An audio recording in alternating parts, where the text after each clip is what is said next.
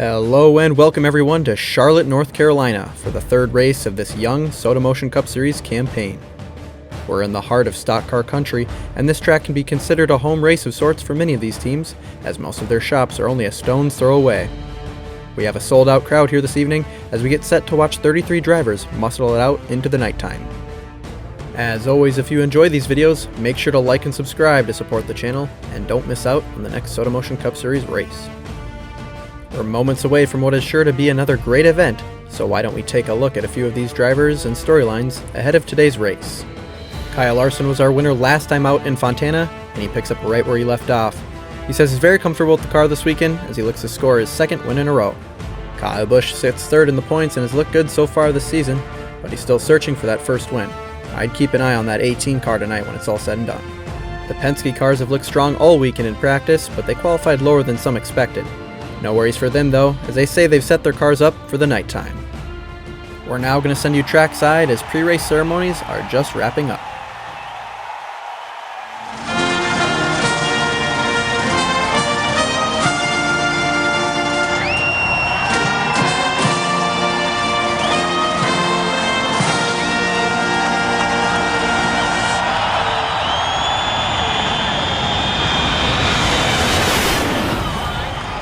Attention drivers, start your engines!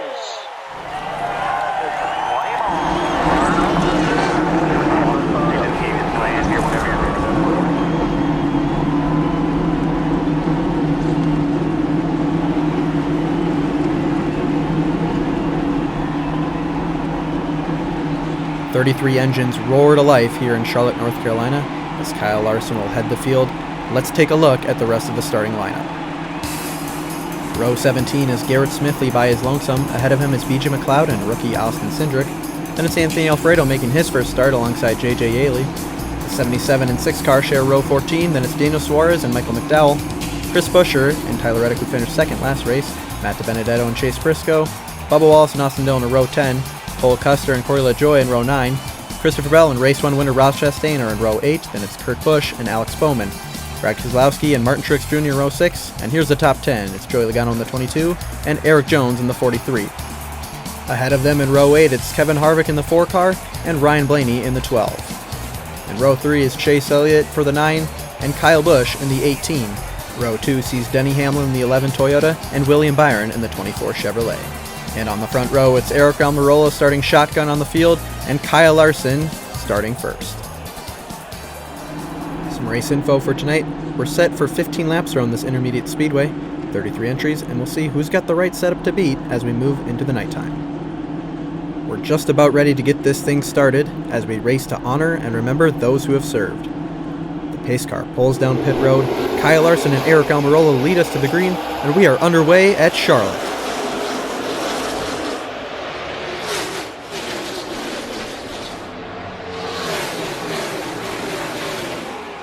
Kyle Larson in the 5 car wastes no time. He clears Aric Almirola in the 10 for the lead.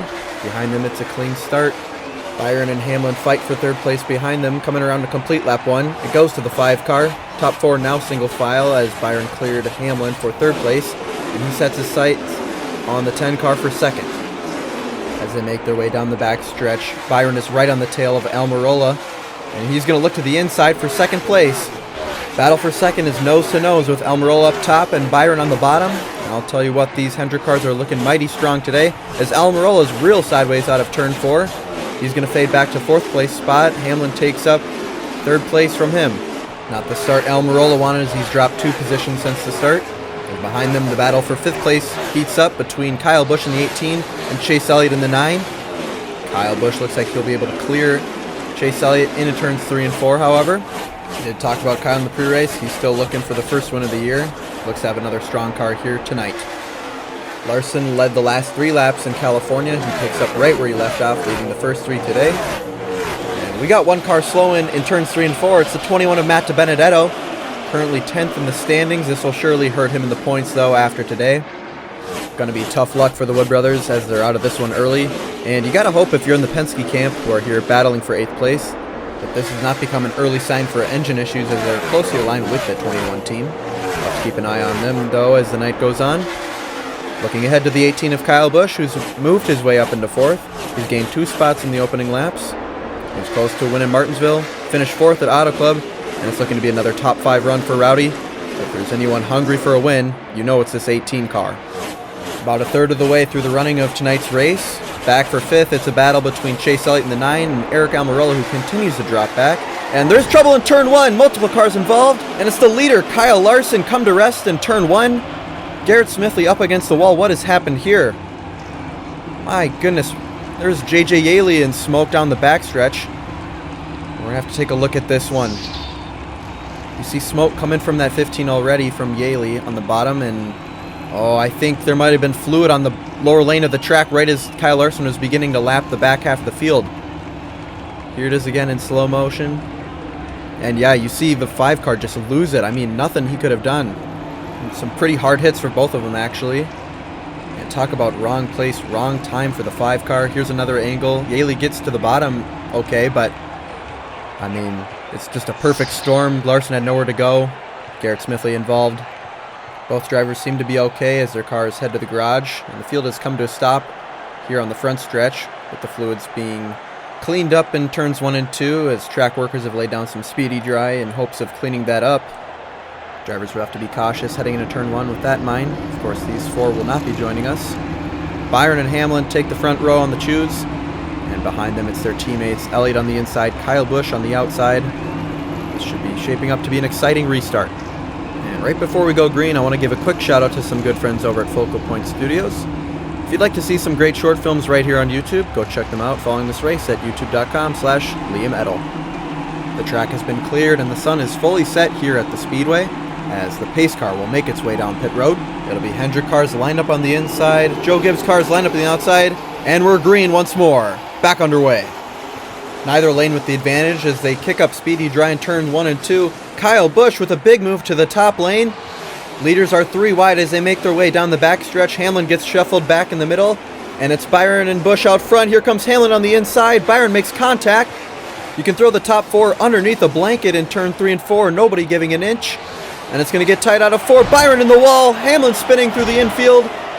And our leaders involved in another caution. Yellow flag is back out. And we get a moment to catch our breath on what felt like the last lap with the way they were racing.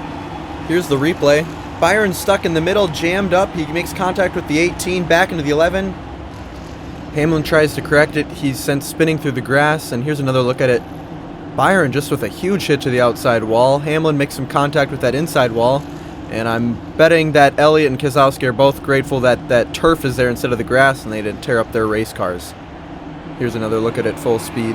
Elliott threading the needle through the middle. Keselowski follows through. And good driving by the rest of the field behind them not to make any more contact. Byron will be out of the race. Hamlin with some repairs on pit road. So he'll be back at the back half of the field. Coming to the choose cone, Kyle Busch will take the bottom lane. Elliott up top. Keselowski and Harvick follow on the bottom, and it's Joey Logano, Blaney, Truex. So this is looking like another 3-lap restart to end the race, just like out in Auto Club. And we've got Kyle Busch up front, who's been strong all race.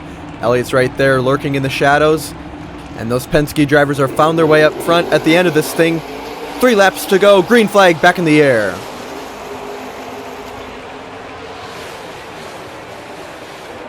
It's the 18 out front. He looks to clear Elliott down the backstretch, and he will.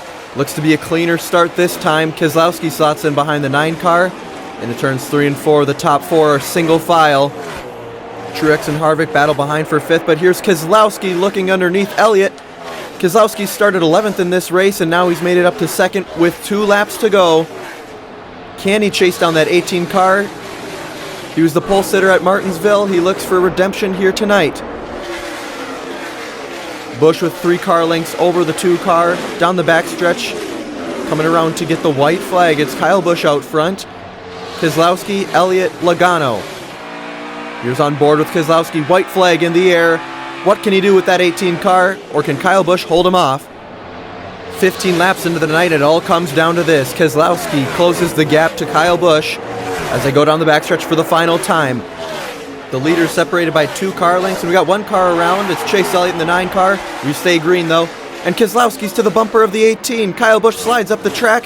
Here they come to the line. It's going to be a drag race. Keselowski on the bottom, but it's not going to be enough. Kyle Busch will get his first win of the season here at Charlotte.